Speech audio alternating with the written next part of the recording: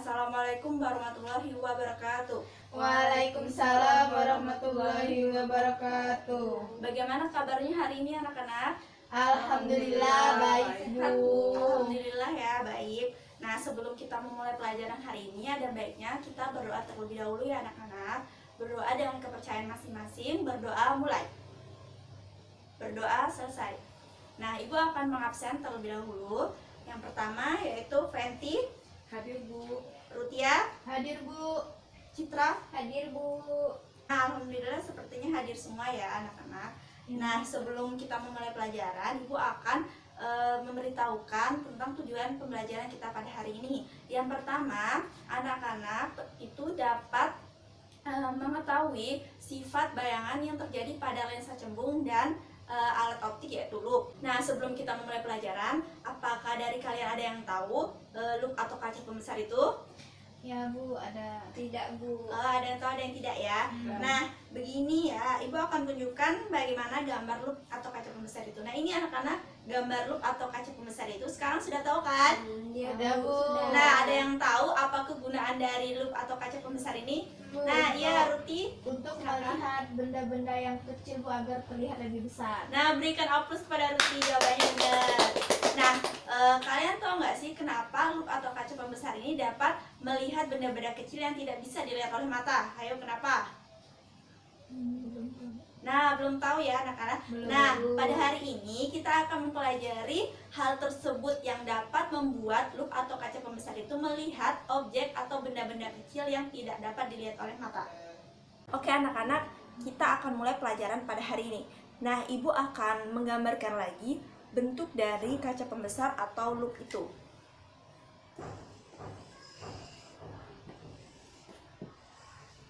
Pada bagian ini itu disebut lensa.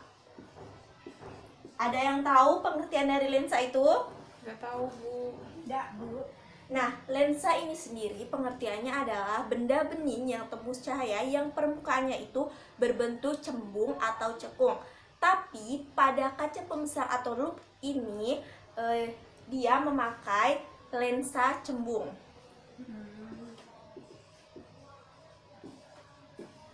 Ada yang tahu pengertian dari lensa cembung? Tidak, Bu. Tidak, Bu. Oke, lensa cembung ini sendiri yaitu pengertiannya bagian tengahnya itu lebih tebal dari bagian tepinya. Lensa cembung ini juga biasa disebut dengan lensa positif. Nah, lensa cembung ini bersifat mengumpulkan cahaya ya. Begini bentuknya. Mengumpulkan cahaya.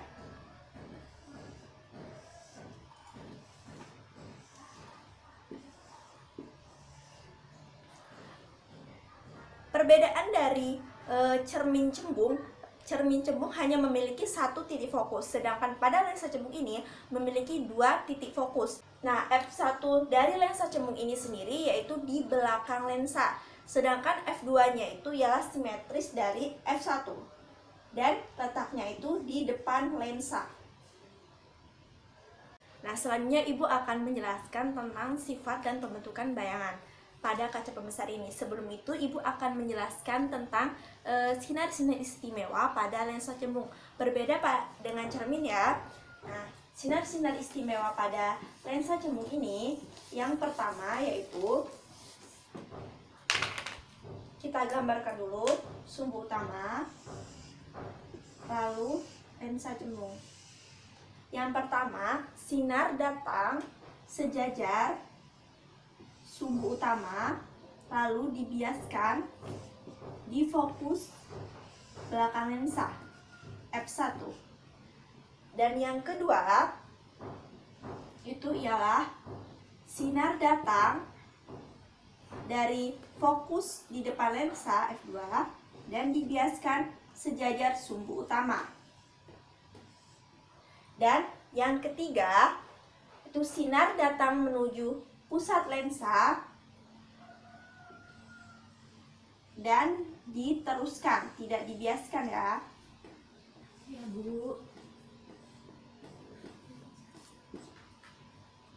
Nah, Nah, pertemuan dari sinar-sinar bias ini, disitulah pembentukan bayangan itu terjadi.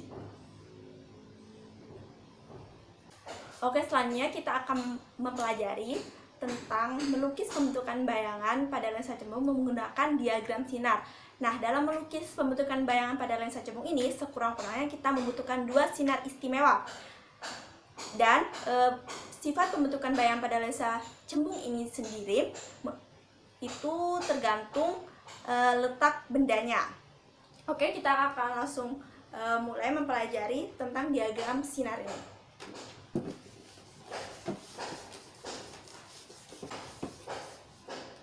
Yang pertama, kita gambar sumbu utama, lalu lensa cembung,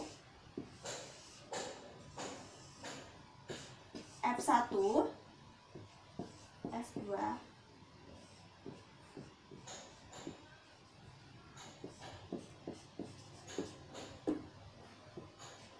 dari titik pusat ke F2 itu ruang satu benda. Di depan lensa ini ialah ruang benda ya, ruang benda.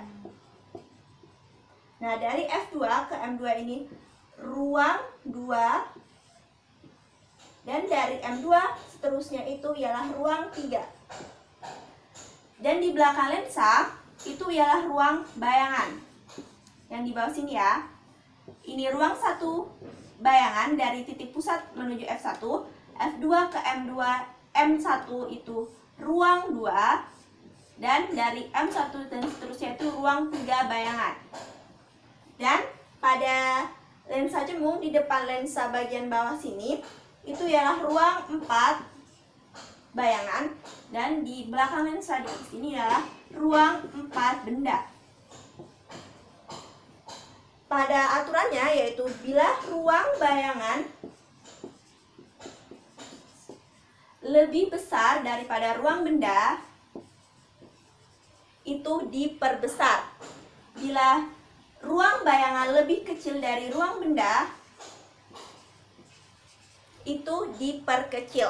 Dan ruang bayangan ditambah ruang benda itu sama dengan 5.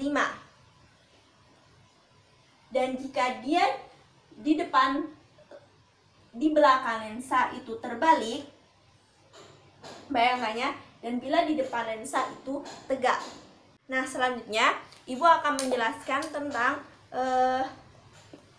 bila benda itu di ruang 1, di ruang 2, dan di ruang 3. Ini sudah dicatat ya, anak-anak? Sudah, Bu. Oke. Nah, pertama-tama Ibu akan menjelaskan saat benda ada di ruang 2. Pertama kita gambar sumbu utama, lalu lensa cembung, F1, 2F2, 2F1. Nah, benda ada di ruang 2 ya.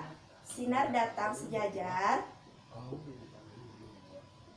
dan dibiaskan di fokus belakang lensa. Sinar datang menuju pusat lensa dan diteruskan. Nah, pertemuan kedua sinar ini ada di ruang 3.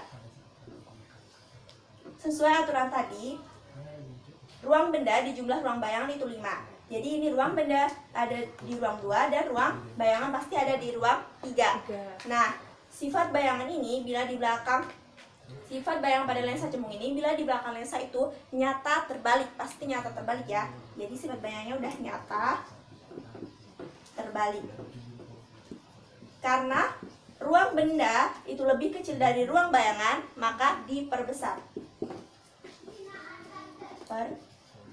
Perbesar. Nah, begitulah anak-anak saat ruang benda ada di ruang 2. Dicatat ya. Iya, Bu. Nah, bila ruang benda ada di ruang 3, itu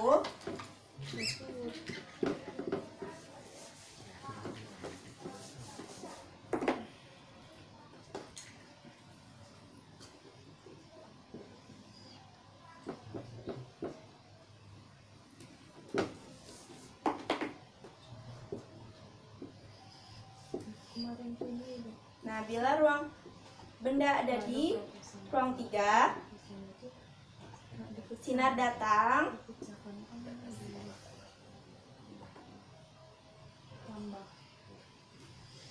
nah kedua sinar ini bertemu di ruang 2. Maka dari itu, sesuai aturan ruang tadi, ruang benda ditambah ruang bayang sama dengan 5. Ruang benda ada di 3 dan ruang bayangan ada di ruang 2. Dan sifat bayangannya tetap nyata, terbalik,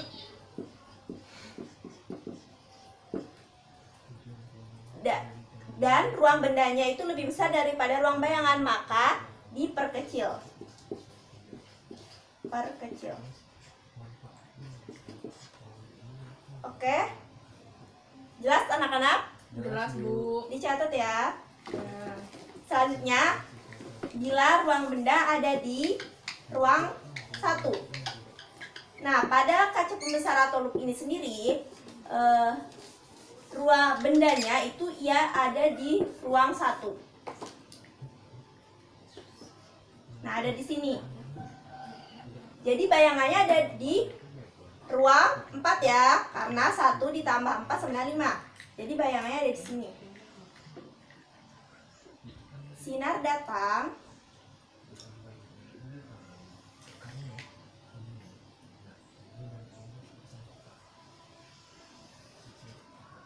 nah, sinar biasanya ini kita teruskan.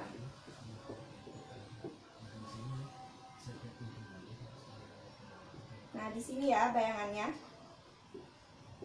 Jadi sifatnya itu ialah jika di depan lensa itu maya, kalau lensa cembung ya, maya, tegak. Karena ruang bayangan lebih besar dari ruang benda, maka diperbesar. Nah, itulah sifat bayangan yang terbentuk pada kaca pembesar. Nah, bila pada kaca pembesar itu mata kita ada di sini ya, anak-anak. Nah, bagaimana bila benda ini lebih dari fokus?